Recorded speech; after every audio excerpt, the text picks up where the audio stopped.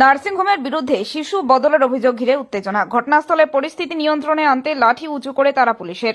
শুক্রবার রাতে ঘটনাটি ঘটেছে উত্তর দিনাজপুর জেলার ইসলামপুর থানার রামগঞ্জ এলাকায়। জানা গিয়েছে, বগলিগঞ্জ এলাকার মার্জিনা খাতুন নামে এক প্রসূতিকে প্রসব করানোর রামগঞ্জ এলাকায় এক বেসরকারি নার্সিংহোমে ভর্তি করে পরিবারের সদস্যরা।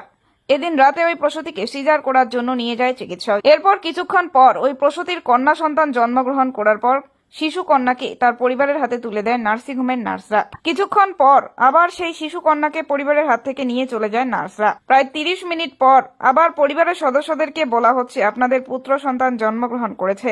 এরপর বাচ্চা বদলের অভিযোগ তুলে নার্সিংহোমের বাইরে বিক্ষোভ দেখাতে শুরু করে ওই প্রসূতির পরিবারের সদস্যরা।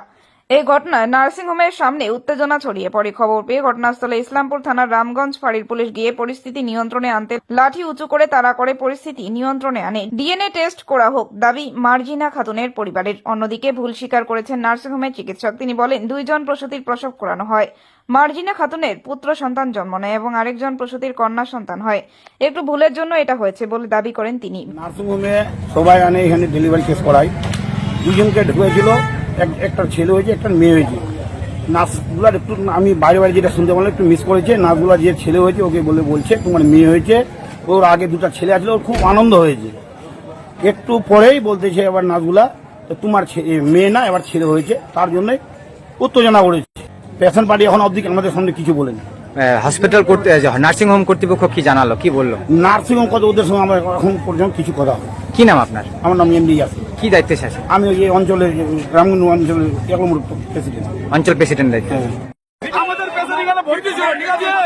আমাদেরকে আগে বেডি দিয়েছে, আমরা ফটো তুলেছি। আধা ঘন্টা পর বলতেছে আমাদের বেটা হয়েছে। আমরা কিভাবে মেনে নেব?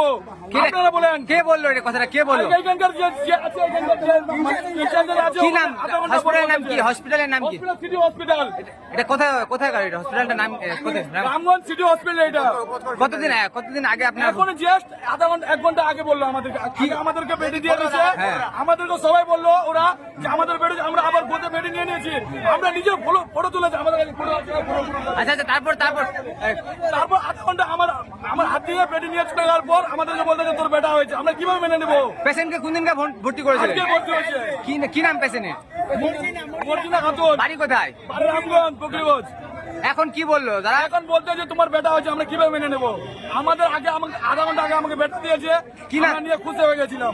আমরা ফটো তুলেছি আমার নিজের বেটির। আবার আধা ঘন্টা পরে আমাদের বেটি হাতে নিয়ে বলছে তোমার বেটা হয়েছে, আমরা কিভাবে মেনে নেবো? কি নাম আপনার?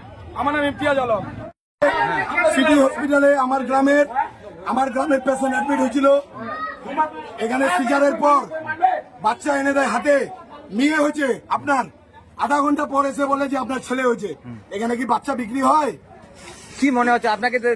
যে মেয়ে হয়েছিল সেটাকে দেখাইছিল আপনাদের? ফটো আছে আমাদের কাছে। কতক্ষণ আগের ঘটনা এটা? আধা ঘন্টা আগে আমাদের মেয়ে হাতে তুলে দেয়।